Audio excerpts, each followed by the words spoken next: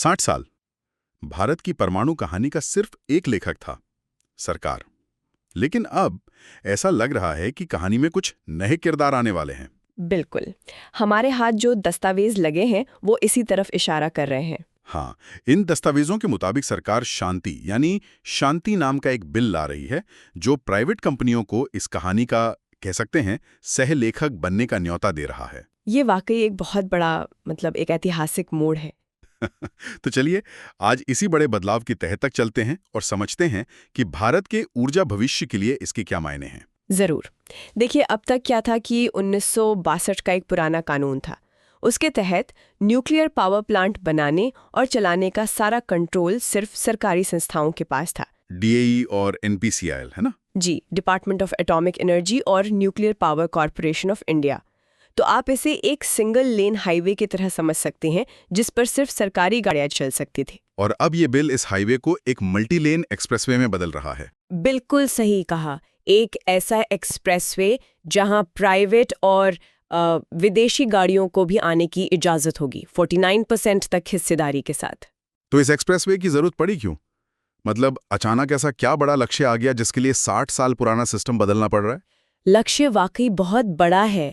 सरकार 2047 तक भारत की परमाणु ऊर्जा क्षमता को मौजूदा 8.8 गीगावाट से बढ़ाकर 100 गीगावाट करना चाहती है। एक मिनट, 100 गीगावाट? अभी हम 8-9 पर हैं और लक्ष्य 100 का है। जी हाँ, 100 गीगावाट।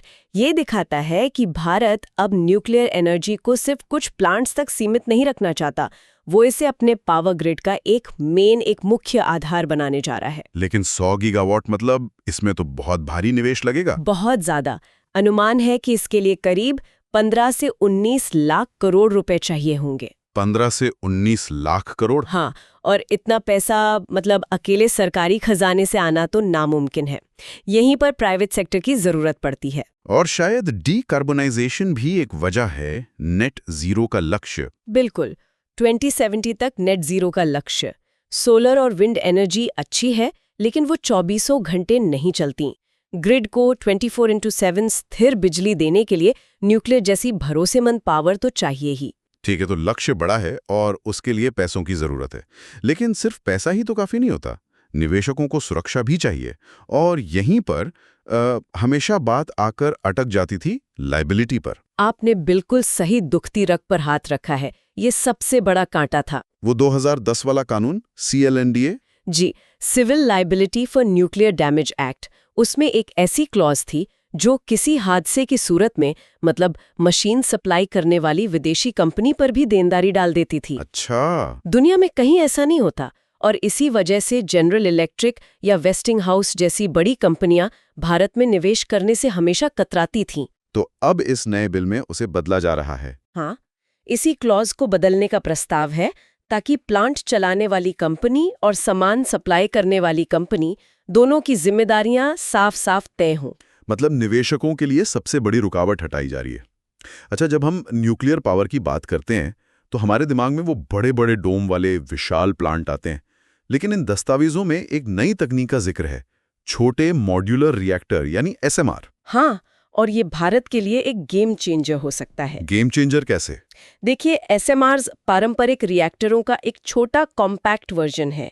इन्हें फैक्ट्री में बनाकर साइट पर बस असेंबल किया जा सकता है। अच्छा, मतलब प्लग एंड प्ले जैसा कुछ? एक तरह से, हाँ। जहां एक बड़ा प्लांट लगाने में सालों लगते हैं, हजारों मंजूरियां चाहिए होती हैं, वहीं SMRs को तेजी से और कम जगह में लगाया जा सकता है। तो इसका मतलब ये हुआ कि स्टील या सीमेंट जैसी बड़ी इंडस्ट्रीज वो अपने लिए खुद के न्यूक्लियर पावर प्लांट भी लगा सकती हैं। बिल्कुल, वो अपने लिए कैप्टिव पावर प्लांट लगा सकते हैं।